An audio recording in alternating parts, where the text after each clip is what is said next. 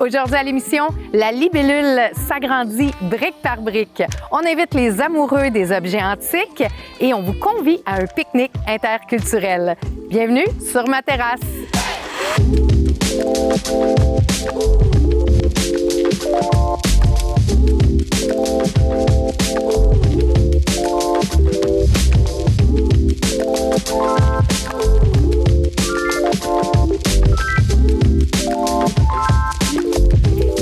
Bonjour Jessica. Bonjour. J'ai le plaisir de te recevoir, Jessica Martin. Tu es adjointe à la direction de l'organisme Libellule. Libellule. Exactement. Qu'est-ce que c'est la libellule? La libellule, c'est un organisme communautaire fondé par des familles ayant des enfants qui ont une déficience intellectuelle ou le trouble du spectre de l'autisme.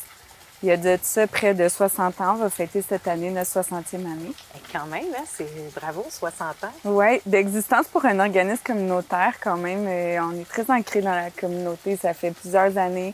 Puis c'est un besoin criant là, des familles de la région. Là. Donc, c'est pour les adultes de 21 ans et plus qui ont une déficience intellectuelle ou le trouble du spectre de l'autisme.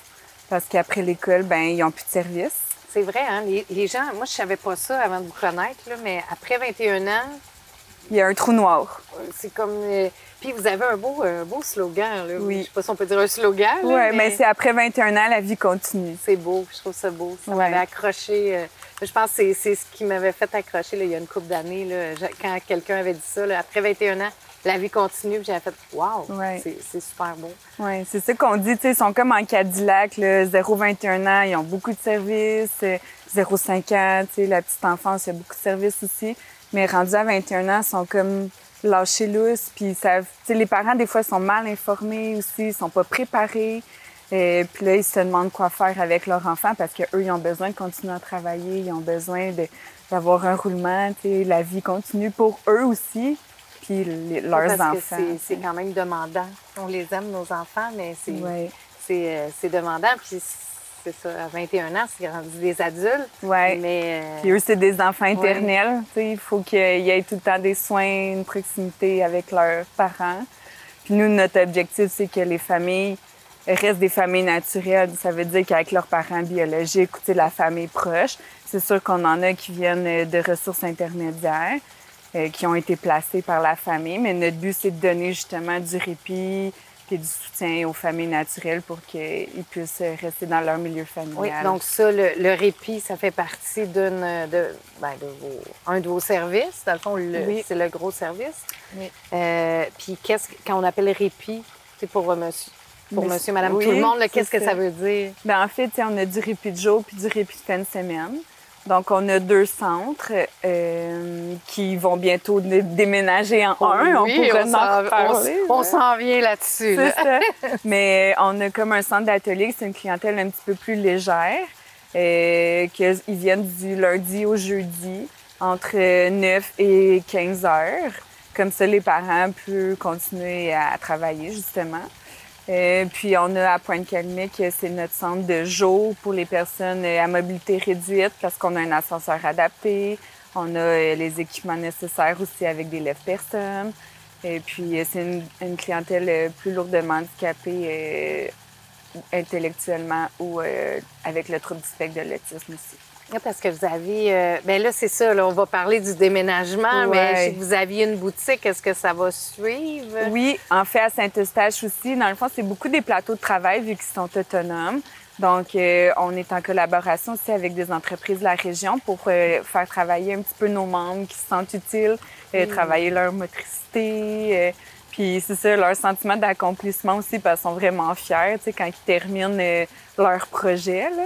Donc, c'est ça, on a des collaborations. Puis, on a un gros plateau aussi que ça s'appelle Joujou Récupère. Que ça, c'est des dons de jouets qu'on reçoit de la communauté. Puis, nos membres, ils les nettoient, ils les vérifient. Puis, on les vend justement à la boutique qui est à l'avant. Là, ça ne sera plus une boutique en tant que telle, mais le plateau va rester là, puis il va encore avoir de la vente de jouets. Oui, parce que là, on va le dire, mais là, vous aviez la boutique et les bureaux à Saint-Eustache et vous aviez un centre à Pointe-Calmique. Oui, exactement. Et là, ça va devenir tout une libellule. Oui, la libellule qui sera située à Deux-Montagnes. Exactement, sur la 26e avenue. Et c'est quoi ce beau projet-là? C'est le gros projet de l'année depuis le mois de... Mon Dieu, en fait, depuis l'année passée, tu sais, qu'on était saturés, on n'avait plus de place, on avait une grosse liste d'attente. Et les parents, c'est ça, ils nous demandaient plus de services, plus de répit aussi la fin de semaine. On n'a pas trop parlé, mais ça, c'est des nuitées. Ils viennent du vendredi jusqu'au dimanche. Puis ils dorment à la libellule. Comme ça donne vraiment 48 heures aux parents là, pour faire des activités personnelles ou seulement décompresser. Ça veut dire que vous êtes une grosse équipe, là? Oui, on est 20 employés. Wow! Oui, ça fait un gros roulement. Puis dans le fond, c'est ça, on était saturés là aussi. On pouvait plus offrir plus de services, on pouvait pas ajouter des membres. Donc, on a décidé de déménager. Puis la maison qu'on a achetée, ben là, il fallait la rénover. Oui. Des rénaux majeurs. Donc qu'est-ce qu'on fait cette année? On fait la levée de fonds brique par brique. Créons une place pour tous. Ah, c'est super. Qu'est-ce qu'on peut faire? Bien là, moi, je le sais parce que je l'ai fait. Je suis contente. Tu sais, c'est un petit sentiment de fierté là, de participer à votre projet. Ouais. Et comment on peut participer? Brique par brique? Brique par brique, en fait, ils sont partout sur nos réseaux sociaux. C'est, dans le fond, on achète une brique à 50 $. C'est significatif, dans le fond, pour construire notre maison. Puis, on va avoir un mur de donateurs aussi à la fin. Puis, c'est ça, c'est une brique 50 $. Puis, on peut l'acheter à partir d'une plateforme Zephy, que le lien est sur notre page Facebook.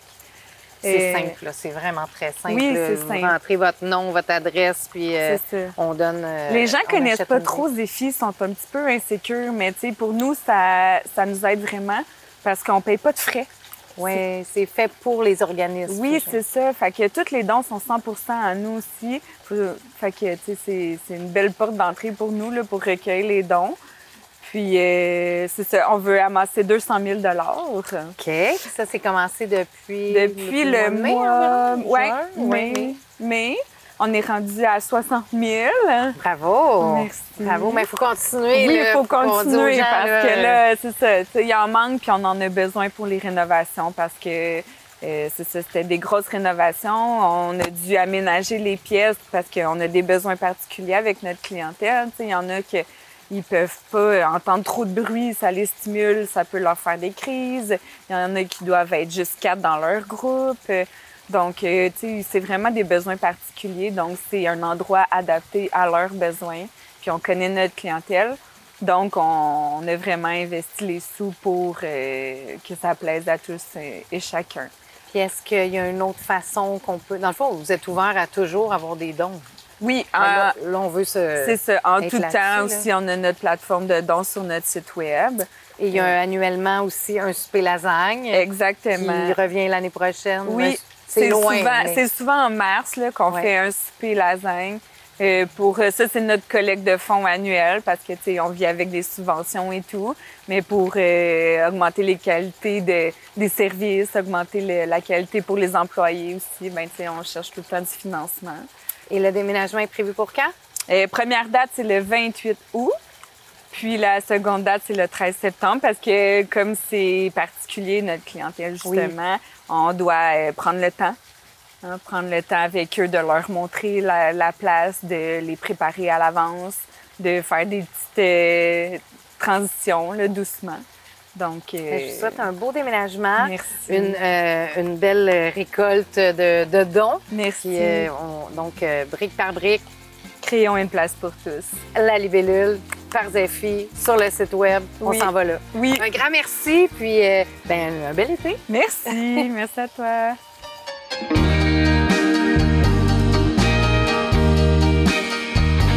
Catherine Verdon. Bonjour. Bonjour, Julie. Allô, je suis super excitée. Moi aussi, je suis contente d'être là. Je suis contente. Parce que toi, juste comme ça, on se connaît parce que c'est toi que j'ai connu ici. Tu as été longtemps à TVBL. C'est le fun. Puis là, j'ai la chance de te recevoir aujourd'hui. Oui, exactement. Mais je te reçois sous quel chapeau? Parce que toi, tu en as beaucoup. Bien, j'en ai beaucoup, mais aujourd'hui, je suis là, en fait, comme ambassadrice un peu du marché antique d'Oka. Qui va avoir lieu dans les prochaines semaines. Puis, il y a aussi le fait que je collabore avec Tourisme Basse-Laurentide, là, dans le fond, qui est, on pourrait dire, l'organisateur, je ne veux pas me tromper dans les termes, en fait, le marché antique, c'est mon idée l'année passée qui a été reprise et approuvée par Tourisme Basse-Laurentide. Et c'est une organisation de la municipalité d'Oka. Donc, il y a comme 2 principaux là-dedans, qui sont pas moi, mais c'est moi qui est là comme ambassadrice aujourd'hui pour en parler. Ah, mais c'est bien, oui. Puis toi, t'aimes ça, t'en manges des antiquités. Mais, oui, exactement. C'est quoi le marché antique? C'est une grosse vente de garage? Non. Non, hein? Justement, ouais, oui. Puis, tu sais, pour être super honnête, l'année passée, avant qu'on puisse montrer ce qu'on avait en tête, là, quand on préparait l'événement avant, j'étais vraiment très insultée quand les gens disaient « Ah, ça va être comme une vente de garage », parce que dans ma tête, je me disais « Non, justement, il faut pas que ce soit ça. » C'est vraiment des exposants qui sont choisis. C'est des passionnés d'antiquité, donc des gens soit qui collectionnent, soit ça peut être des gens des fois qui viennent vendre des trucs personnels, par exemple suite à une succession, des choses comme ça. Mais il y a beaucoup de brocanteurs, de professionnels du domaine, des gens qui retapent des meubles, des collectionneurs, un paquet d'exposants comme ça là, qui dans le fond qui se prennent un espace puis qui viennent partager leur passion. Et ça permet aux gens qui viennent faire un tour de dénicher un paquet de trouvailles. Oui, puis est-ce que, comme les gens, est-ce que c'est vous qui choisissez les gens ou les gens peuvent soumettre leur... Bien, les deux. C'est sûr que la première édition, l'année passée, moi, j'ai quand même fait comme beaucoup de démarches parce qu'il y avait plein de gens que j'avais notés qui, selon moi, étaient des exposants super intéressants. Mais là, c'est sûr qu'avec les réseaux sociaux puis le rayonnement de la première édition, ça fait en sorte qu'il y a des gens aussi qui sont venus vers Tourisme Basse-Laurentide là, qui s'occupent des inscriptions. Au moment où on se parle aujourd'hui, là, aux dernières nouvelles, il reste un espace de disponible. C'était le cas l'année passée aussi. On était sold out en bon français. Donc, ça, c'est super le fun aussi, là. Mais c'est ça, les gens, dans le fond, n'importe qui peut être là, sauf qu'on demande d'avoir quelques photos ou un lien vers une boutique ou une page Facebook pour être sûr, justement, qu'on n'a pas des gens là, qui viennent vendre comme des fonds de garage parce qu'on veut justement... On veut des belles choses, des choses intéressantes. Puis, oui. Et là, c'est la 2e édition. Oui, 2e édition cette année. L'année passée, il y a eu 2... pas représentation, mais 2 événements. Et cette année aussi? Non, l'année passée, il y en avait une date en septembre, qui est dans le fond celle de la 2e édition dont je viens vous parler là. Et je crois qu'il y a des collègues, amis à moi qui sont venus au début de l'été parler de l'édition de juin qui est passée. Oui, c'est ça, parce qu'on ne veut pas mélanger les gens. Là. Il y en a vraiment 2. Il y en a eu 2 cette année. Il y en a 2 cette année. Un passé qui était en juin et là, le 8 septembre prochain, dans un mois à peu près. Là. Le 8 septembre, c'est un samedi? Dimanche. Un dimanche? Ben oui, le dimanche. Ça fait antique en plus. C'est la journée... Ben oui, c'est vrai, c'est la journée famille, la journée on débranche, la journée on travaille pas, puis on vient fouiner des trouvailles. De quelle heure à quelle heure? C'est de 10h30 à 16h30. Puis dans le fond, ça se veut un peu une prolongation du marché public d'Oka qui termine le dimanche précédent. C'est comme une édition de plus parce que dans le fond, les gens qui veulent avoir des infos, ils peuvent suivre ça par la même page Facebook. Donc celle du marché public d'Oka, c'est là que les informations du marché antique se trouvent. C'est le même lieu, sensiblement la même grandeur, peut-être un peu plus d'exposants, les mêmes heures. Donc on peut pas se tromper. Moi, on dirait quand on parle d'antique, je pense toujours à un auto, là. Mais c'est non, il n'y a pas d'exposition de voitures anciennes. On ne va pas s'acheter un char. Non, puis c'est sûr que pour le côté pratico-pratique, tu sais, quand on pense à antiquité, il y a des très grosses pièces de meubles qui existent. Ça, des autos, des meubles, des... Oui, non, il n'y aura pas d'auto. Non, c'est pas une exposition de voitures antiques. C'est vraiment... je ne sais pas si toi, tu connais le feu marché Finnegan, en fait, qui existait là, à la base. Là, c'est un peu ça l'histoire. Oui, c'était à Hudson, exactement. C'est la pandémie, malheureusement, qui a mis fin de façon définitive. Je crois que ça avait plus de 50 ans. Puis c'est un peu ça qui est à l'origine. En fait, moi, j'étais une grande fan. J'étais en deuil depuis de cet endroit-là. Puis, tu sais, le seul lien qu'il y a à faire là, avec Finnegan, en fait, c'est que c'est la traverse au Hudson qui lie les 2 rives. Parce que de notre côté des Basses-Laurentides, il fallait prendre la traverse pour aller là. Parce que c'était vraiment un endroit super réputé, bucolique. Il y avait probablement 15 fois des exposants comme nous, on en a. Mais depuis que ça a fini, il y avait vraiment, moi, je trouvais un manque dans la région parce que il y a vraiment une grande demande. De plus en plus, les gens, autant pour le côté, le look, là, pour le côté beau, que le côté seconde main, parce que, tu sais, des antiquités, automatiquement, c'est du seconde main. C'est la mode, là, de récupérer les choses. Oui. Fait que moi, je trouvais qu'il y avait comme une demande pour ça. Moi, j'ai une boutique en ligne de ça depuis 5-6 ans. Puis je me disais, il me semble, puis j'habite au cas aussi, là, je suis à distance de marche du marché, puis je me disais, il me semble, ça serait la place parfaite. C'est un village qui a 300 ans.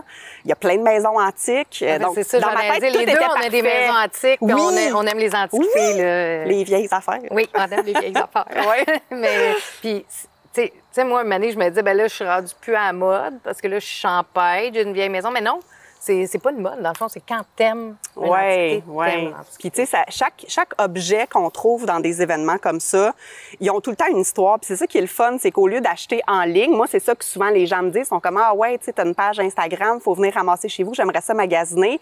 C'est pas toujours possible. Puis là, un événement comme ça où les gens apportent un paquet de trouvailles, chaque objet qu'on touche ou sur lequel on s'informe, la personne qui le vend va nous expliquer souvent d'où ça vient, c'est quoi l'histoire, à quoi ça sert. Des fois, on regarde des trucs, on n'a aucune idée si c'est un ancien outil ou un ustensile de cuisine ou une décoration. Moi-même, des fois, je tombe sur des trucs vraiment fantastiques, mais honnêtement, j'ai aucune idée c'est quoi. J'avoue qu'il y a des affaires chez nous que je sais même pas c'est quoi. Oui, c'est ça, exactement. Parce que j'ai la maison de mon grand-oncle, puis des fois, c'est quoi cette affaire-là? Oui, on sait même pas à quoi ça sert. Puis des fois, tu fais, je dois l'accrocher sur le mur, c'est cute, mais dans le fond, il y a quelqu'un qui connaît ça qui dit, c'est un ancien truc de toilette. Tu fais comme, OK, ouais. Ah, mais ça, j'en ai, moi aussi, mais je fais semblant que je le sais pas.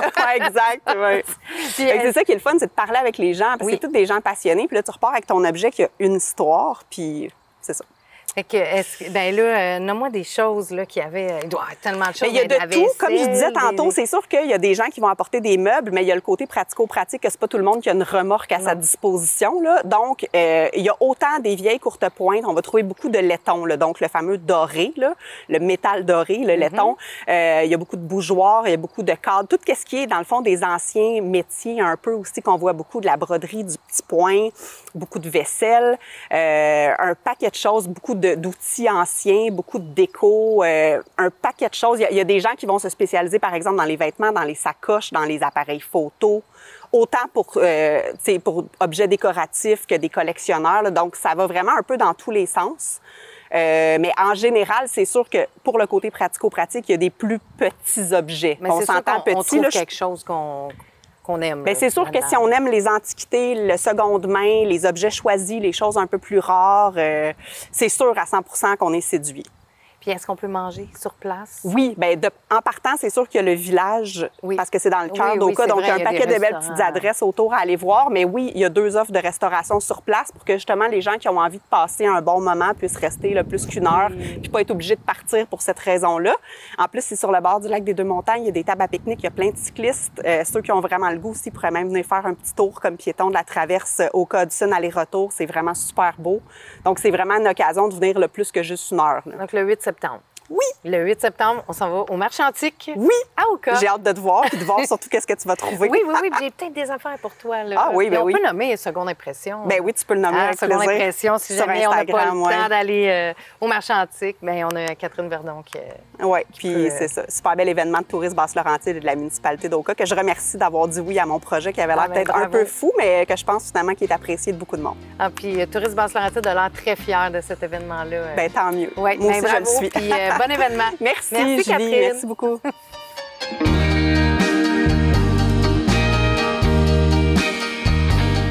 J'ai le plaisir de recevoir aujourd'hui Brigitte Brunel. Bonjour.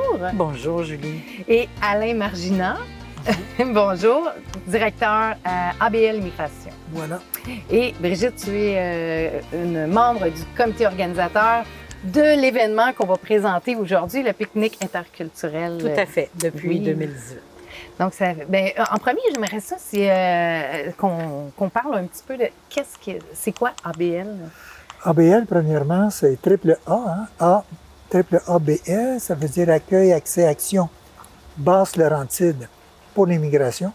Donc, on est un organisme sans but lucratif qui est appuyé par les MRC, par le gouvernement du Québec, pour 3 missions particulières. Donc, accueillir les nouveaux arrivants, les guider, les accompagner dans leur démarche d'intégration, d'une part.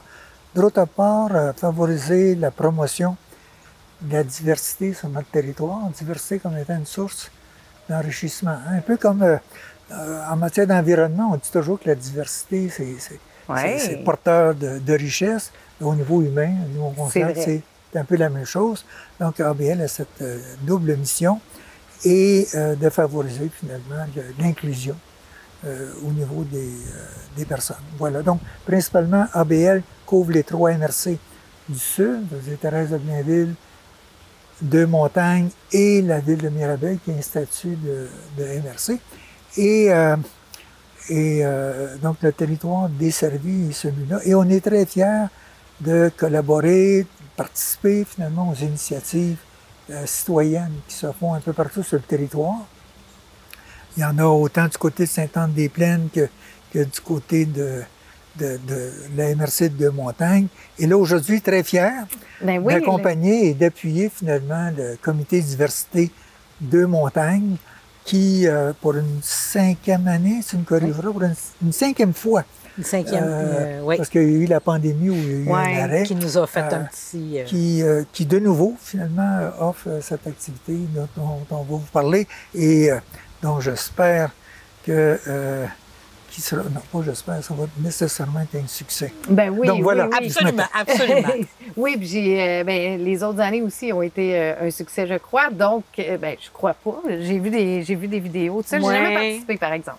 Donc, toi, Brigitte, tu es sur le comité organisateur. Puis, dans le fond, tu peux nous expliquer un petit peu c'est quoi le pique-nique interculturel? En fait, en 2018, Aminata Ba a fait une suggestion à Lucie Martineau, qui étaient des filles qui s'étaient rencontrées, qui avaient beaucoup d'affinités ensemble.